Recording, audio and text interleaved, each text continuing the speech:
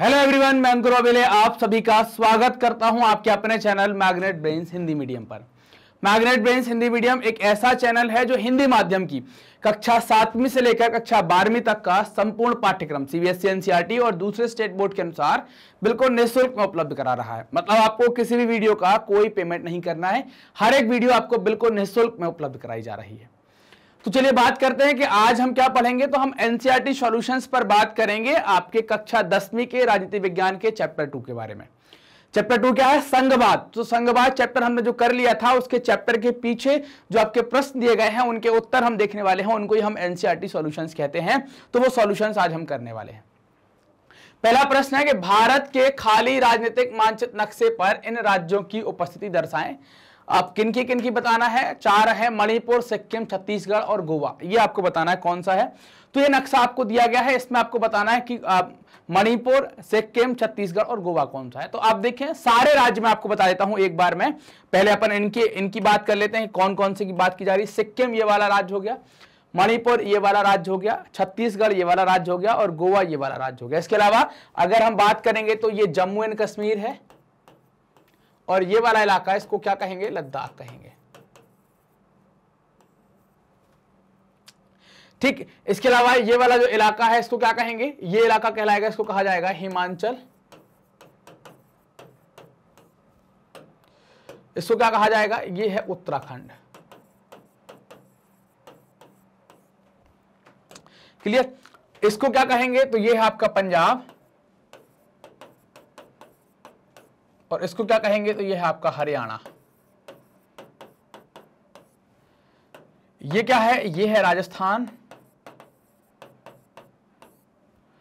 और यहां पर आप देख पा रहे होंगे, है ना, यहां पर चंडीगढ़ आ जाएगा, है ना। यहां पर आप देख पाएंगे तो ये है दिल्ली।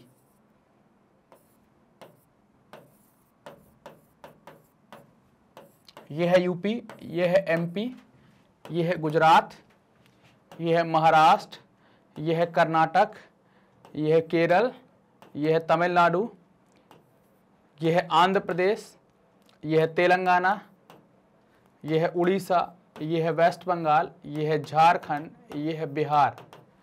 कुछ बचा क्या है? नहीं, ठीक है। ये सिक्किम हो गया, ये है अरुणाचल, ये है आसाम, ये है मेघालय, ये है नागालैंड,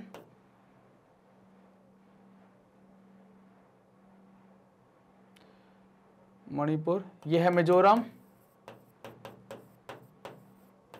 और ये है आपका क्या? त्रिपुरा।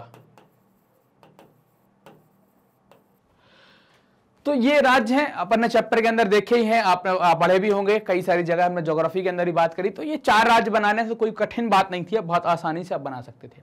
अगला प्रश्न है प्रश्न नंबर 2। विश्व के खाली राजनीतिक मानचित्र पर भारत के अलावा संघीय शासन वाले 3 देशों की अवस्थिति बताएं, उनके नक्शे को रंग से भरें। भारत के अलावा संघीय शासन वाले 3 राज्य कौन से हैं? अमेरिका है, ऑस्ट्रेलिया है और बेल्जियम है। यहां पर संघीय शासन चलता है, अमेरिका, ऑस्ट्रेलिया और बेल्जियम है।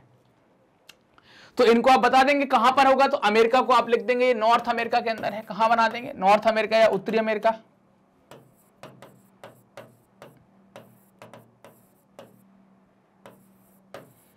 ये तो ऑस्ट्रेलिया में ही है, वो इस तरीके का आप देखते होंगे, कुछ ऐसा ऑस्ट्रेलिया टाइप का महाद्वीप आपको देखने को मिलता होगा। और बेल्जियम अपन ने बात करी है, तो ये यूरोप के अंदर है, आपको पता है, फ्रांस के पास में, हमने सब देखा हुआ है इसके बारे में। तो ये बना पाना कठिन नहीं होगा। अगला प्रश्न है प्रश्न नंबर 3। भारत की संघीय व्यवस्था में बेल्जियम से मिलती जुलती एक विशेषता और उससे अलग एक विशेषता को बताएं। भारत के संविधान में 2 स्तर की सरकार का प्रावधान था, केंद्र सरकार और राज्य सरकार। बाद में पंचायतें और नगर पालिकाओं के रूप में तीसरा स्तर भी जोड़ा गया। तीनों स्तरों की शासन व्यवस्थाओं में अपने अपने अधिकार क्षेत्र हैं। बेल्जियम में एक संघीय शासन व्यवस्था लागू की गई थी, लेकिन बेल्जियम में समुदाय सरकार का भी प्रावधान था। तो ये अपन ने यहां पर देखा कि यहां पर समुदाय सरकार है, हमने क्या कर दिया, वहां पर पंचायती राज को जोड़ दिया, पंचायत और नगर पालिका जोड़ दी। अगला प्रश्न है प्रश्न नंबर 4। शासन के संघीय और एकात्मक स्वरूपों में क्या क्या मुख्य अंतर होता है, उदाहरण सहित बताएंगे।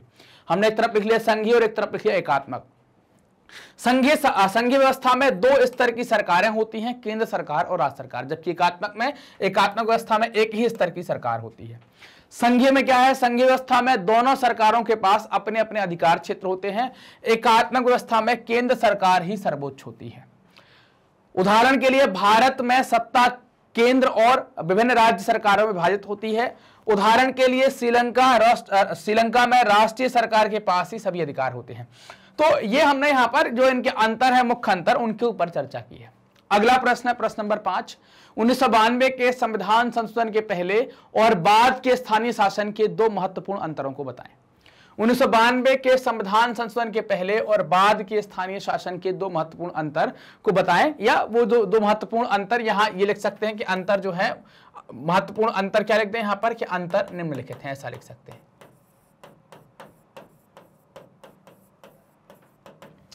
ठीक, पहला है 1992 में संवैधानिक संशोधन से पहले ग्राम पंचायतें और नगर पालिकाओं को राज्य सरकार के नियंत्रण में रखा गया था। 1992 में संवैधानिक संशोधन के बाद तीसरे स्तर को ज्यादा शक्तिशाली बनाया गया है। दूसरा क्या है, 1992 में संवैधानिक संशोधन से पहले स्थानीय सरकारों के लिए नियमित चुनाव भी नहीं होते थे। 1992 में संवैधानिक संशोधन के बाद स्थानीय सरकारी निकायों के लिए नियमित चुनाव कराना अनिवार्य कर दिया गया है। मतलब अब जो स्थानीय सरकारें हैं, नगर पालिका, नगर पंचायत है ना, और ग्राम पंचायत, इनके लिए चुनाव होने लगे हैं। अगला प्रश्न है प्रश्न नंबर 6, रिक्त स्थान को भरे। चूंकि अमेरिका खालिस्तान तरह का संघ है, इसलिए वहां की सभी इकाइयों को समान अधिकार है। संघीय सरकार के मुकाबले प्रांत खालिस्तान है, लेकिन भारत की संघीय प्रणाली खालिस्तान की है। यहां कुछ स्थान और कुछ राज्यों को औरों से ज्यादा शक्ति प्राप्त है। तो क्या भर देंगे यहां पर? तो पहले चूंकि अमेरिका साथ आकर संघ बनाने की तरह का संघ है, इसलिए वहां सभी इकाइयों को समान अधिकार है। संघीय सरकार के मुकाबले प्रांत अधिक शक्तिशाली हैं, लेकिन भारत की संघीय प्रणाली साथ रहने की है और यहां कुछ राज्यों को औरों से ज्यादा शक्ति प्राप्त है, जिनको स्पेशल राज्य का दर्जा दिया जाता है। अगला प्रश्न है प्रश्न नंबर 7, भारत की भाषा नीति के नीचे 3 प्रतिक्रियाएं दी गई हैं। इनमें से जो आप ठीक समझते हैं उसके पक्ष में तर्क और उदाहरण दें। संगीता, प्रमुख भाषाओं को समाहित करने की नीति ने राष्ट्रीय एकता को मजबूत किया, ऐसा संगीता का कहना है। अरमान क्या कहता है, भाषा के आधार पर राज्यों के गठन ने हमें बांट दिया है, हम इसी कारण अपनी भाषा के प्रति सचेत हो गए हैं। हरीश क्या कहता है, इस नीति ने अन्य भाषाओं के ऊपर अंग्रेजी के प्रभुत्व को मजबूत करने का काम किया है। इनमें से आपको कौन सा कथन सही लगता है उसके पक्ष में हम तर्क देंगे और उदाहरण देंगे। हमें लगता है संगीता का पक्ष तर्क, संगीता की प्रतिक्रिया अन्य 2 की तुलना में बेहतर है। श्रीलंका के विपरीत, जहां बहुमत की भाषा को बढ़ावा दिया गया, भारतीय राज्य व्यवस्था ने देश में बोली जाने वाली सभी प्रमुख भाषाओं को समानता का दर्जा दिया। विभिन्न भाषाओं को बोलने वाले लोगों द्वारा सरकार की गतिविधियों में एक बड़ी भागीदारी सुनिश्चित की है। इससे क्या होगा, किसी एक भाषा का वर्चस्व नहीं होगा, बांटने का काम नहीं, जोड़ने का काम कर दिया। संघीय सरकार की एक विशेषता है, अब बताना है क्या है। 4 ऑप्शन है। राष्ट्रीय सरकार अपने कुछ अधिकार प्रांतीय सरकारों को देती है। अधिकार विधायिका, कार्यपालिका और न्यायपालिका के बीच बंट जाती है। निर्वाचित पदाधिकारी ही सरकार में सर्वोच्च ताकत का उपयोग करते हैं। सरकार की शक्ति शासन के विभिन्न स्तरों के बीच बंट जाती है। इन चारों में से आपको एक सही जवाब बताना है, क्या सही जवाब होगा। तो सरकार की शक्ति शासन के विभिन्न स्तरों के बीच में बढ़ जाती है, ये एक सही जवाब होगा। अगला प्रश्न है प्रश्न नंबर 9, भारतीय संविधान की विभिन्न सूचियों में दर्ज कुछ विषय यहां दिए गए हैं, इन्हें नीचे दी गई तालिका में संघ सूची, राज्य सूची और समवर्ती सूची के समूह में लिखें। 7-8 ऑप्शन दिए गए, रक्षा, पुलिस, कृषि, शिक्षा, बैंकिंग, वन, संचार, व्यापार, विवाह। संघ सूची में क्या जाएगा, रक्षा, बैंकिंग और संचार संघ सूची में। राज्य सूची में पुलिस, कृषि और व्यापार। समवर्ती सूची में शिक्षा, वन और विवाह, ये समवर्ती सूची में डाल दिया गया है। तो इनको ऐसे बांटना है, तो इस तरीके से इनको बांटा जाएगा। संघ सूची क्या है, जिसके ऊपर कानून सिर्फ कौन बना सकता है, संघ को कानून बनाने का अधिकार होता है।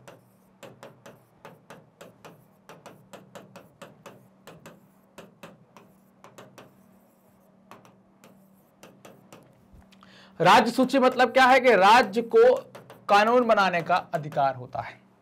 समवर्ती सूची जहां संघ और राज्य दोनों बना सकते हैं, जहां संघ और राज्य दोनों को कानून बनाने का अधिकार देते हैं वो समवर्ती, जहां केवल राज्य बनाएगा वो राज्य सूची, और जहां केवल संघ बनाएगा वो संघ सूची कहलाएगी।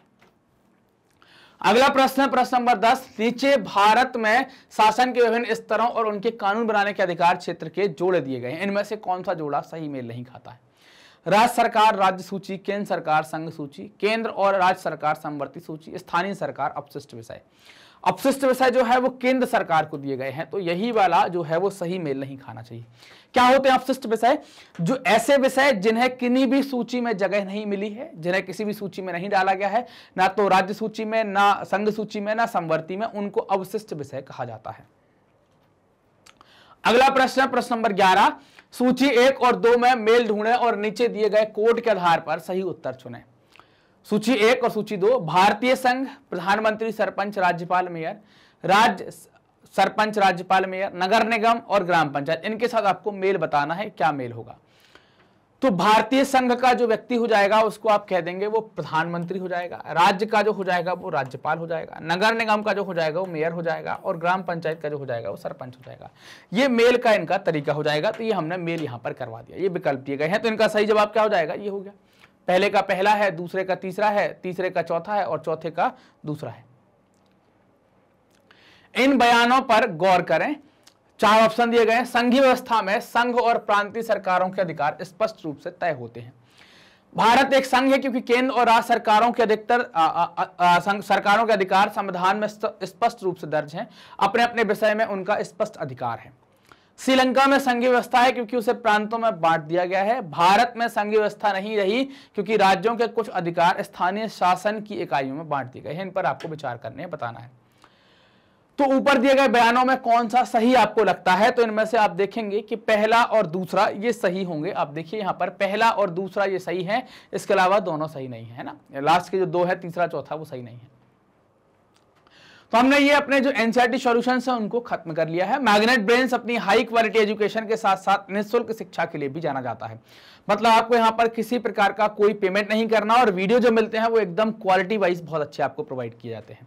हम बहुत सारे कोर्स ऑफर करते हैं, जैसे सीबीएसई में हिंदी मीडियम, इंग्लिश मीडियम की सारी कक्षाओं का सिलेबस आपको कवर करके दे रहे हैं। इसके अलावा एनटीएससी, ओलंपियाड, सीयूटी और बहुत सारे कोर्स आपको बिल्कुल निःशुल्क में देते हैं। इनकी वीडियो आप कहाँ देख सकते हैं? तो हमारे ऑफिशियल यूट्यूब चैनल पर, हमारी वेबसाइट पर, हमारे एप्लीकेशन पर, इन तीनों जगह पर आप वीडियो देख सकते हैं बिल्कुल निःशुल्क। आपको 1 रुपए का पेमेंट नहीं करना है। इसके अलावा बुक्स एंड ई बुक्स अगर आप प्राप्त करना चाहते हैं तो डिस्क्रिप्शन में लिंक दी गई है, आप प्राप्त कर सकते हैं। डिस्क्रिप्शन में लिंक पर जाएंगे, क्लिक करेंगे, जो फॉर्म ओपन होगा उस फॉर्म को फिलअप कर देंगे तो आपका रजिस्ट्रेशन हो जाएगा। आप हमसे कैसे जुड़ सकते हैं? तो आप हमसे यूट्यूब, फेसबुक, इंस्टा, ट्विटर और टेलीग्राम के माध्यम से जुड़ सकते हैं। ये वीडियो आप देख रहे हैं मैग्नेट ब्रेन्स के Hindi channel magnet brains Hindi medium पर। तो चैनल को सब्सक्राइब कीजिए, वीडियो को लाइक कीजिए और अपने दोस्तों के साथ जमकर शेयर कीजिए। कमेंट सेक्शन में जाइए, कमेंट कीजिए, बताइए कि आपको वीडियो कैसे लग रहे हैं। साथ ही साथ आपके कोई डाउट है तो उनको भी वहां पर लिख सकते हैं। मिलते हैं अगले वीडियो में, तब तक अपना ध्यान रखिए, ख्याल रखिए, मस्त रहिए, पढ़ते रहिए। धन्यवाद।